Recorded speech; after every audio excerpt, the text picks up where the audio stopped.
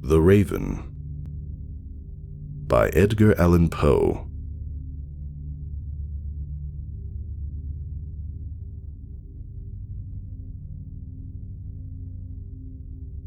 Once upon a midnight dreary, while I pondered weak and weary over many a quaint and curious volume of forgotten lore, while I nodded, nearly napping, suddenly there came a tapping, as of someone gently rapping at my chamber door.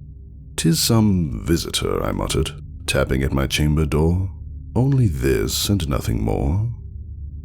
Ah, distinctly I remember, it was in the bleak December, and each separate dying ember wrought its ghost upon the floor. Eagerly I wished the morrow, vainly I had sought to borrow from my books a cease of sorrow, sorrow for the lost Lenore, for the rare and radiant maiden whom the angels name Lenore, nameless here forevermore. And the silken, sad, uncertain rustling of each purple curtain thrilled me, filled me with fantastic terrors never felt before, so that now, to still the beating of my heart, I stood repeating, "'Tis some visitor entreating entrance at my chamber door, some late visitor entreating entrance at my chamber door. This it is, and nothing more." Presently my soul grew stronger, hesitating then no longer.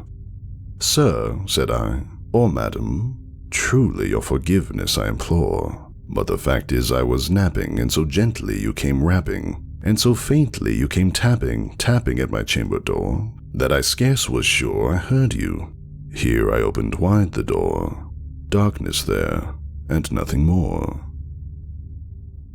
Deep into that darkness peering, long I stood there, wondering, fearing, doubting, dreaming dreams no mortal ever dared to dream before. But the silence was unbroken, and the stillness gave no token, and the only word there spoken was the whispered word, "Lenore?"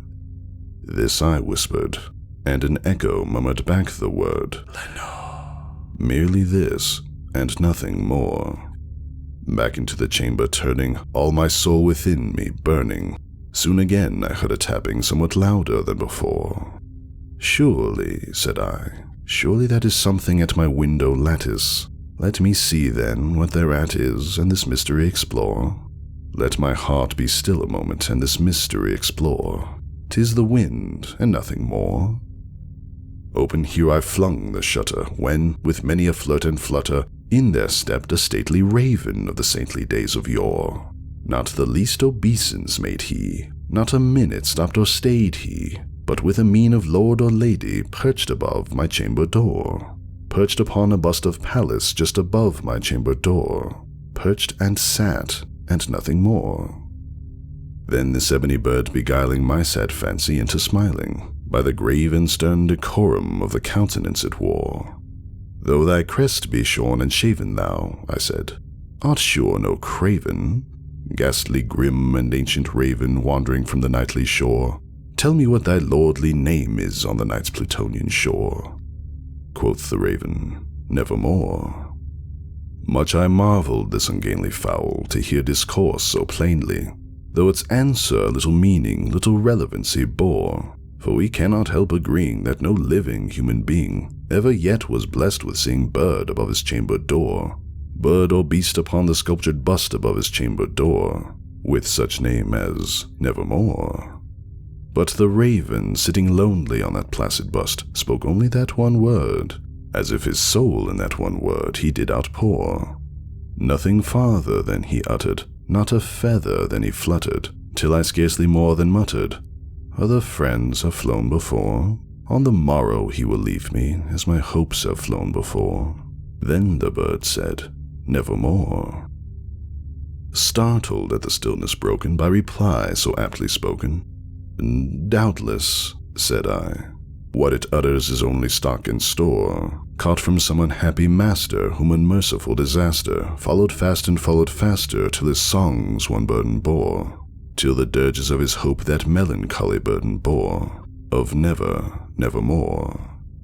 But the raven still beguiling all my fancy into smiling, straight I wheeled a cushioned seat in front of bird and bust and door. Then upon the velvet sinking, I betook myself to linking fancy unto fancy, thinking what this ominous bird of yore, what this grim, ungainly, ghastly, gaunt, and ominous bird of yore meant in croaking nevermore. This I sat engaged in guessing, but no syllable expressing, to the fowl whose fiery eyes now burned into my bosom's core.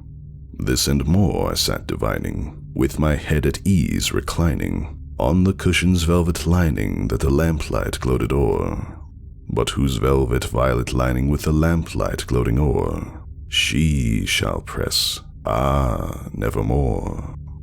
Then methought the air grew denser, perfumed from an unseen censer, swung by seraphim whose footfalls tinkled on the tufted floor. "Wretch," I cried, "thy God hath lent thee, by these angels he hath sent thee, respite, respite and nepenthe from thy memories of Lenore. Quaff, oh quaff this kind nepenthe, and forget this lost Lenore." Quoth the raven, "Nevermore." "Prophet," said I, "thing of evil, prophet still if bird or devil, whether tempter sent or whether tempest toss thee here ashore, desolate yet all undaunted, on this desert land enchanted, on this home by horror haunted, tell me truly, I implore, is there balm and Gilead? Tell me, I implore." Quoth the raven, "Nevermore." "Prophet," said I, "thing of evil, prophet still if bird or devil, by that heaven that bends above us, by that God we both adore, tell this soul with sorrow laden if, within the distant Aiden, it shall clasp a sainted maiden whom the angels name Lenore, clasp a rare and radiant maiden whom the angels name Lenore." Quoth the raven, "Nevermore." "Be that word our sign of parting, bird or fiend," I shrieked upstarting. "Get thee back into the tempest and the night's Plutonian shore. Leave no black plume as a token of that lie thy soul hath spoken. Leave my loneliness unbroken. Quit the bust above my door. Take thy beak from out my heart, and take thy form from off my door." Quoth the raven, "Nevermore." And the raven, never flitting, still is sitting on the pallid bust of Pallas just above my chamber door. And his eyes have all the seeming of a demon's that is dreaming, and the lamplight o'er him streaming throws his shadow on the floor. And my soul from out that shadow that lies floating on the floor shall be lifted nevermore.